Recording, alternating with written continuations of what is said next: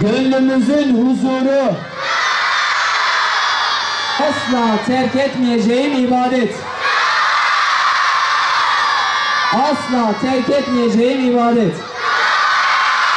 Namaz etkinliği güzeldi. Bu bence bu çocuklar için çok güzel bir etkinlik olmuş. Bunun devamında gelmesini istiyoruz. Biz hocalarımızla beraber bu heyecan çok güzeldi. Bence gelmeyen çocuklar da buraya gelmeli ve bunu çok güzel bir yer. Çok güzeldi. Allah'ın izniyle inşallah başka bir zamanlarda görürüz. Çok güzel oldu. Şimdi namaz kılmaları çok iyi bir şey. Güzeldi. En çok ilahiler hoşuma gitti. Başka sonra namaz kılmamız çok hoşuma gitti. Camide öğrendim.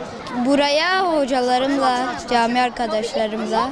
Namazı çok seviyorum. Sabah, öğle, ikindi, akşam yatsı namazlarını çok seviyorum. Hayat namaz da güzeldi.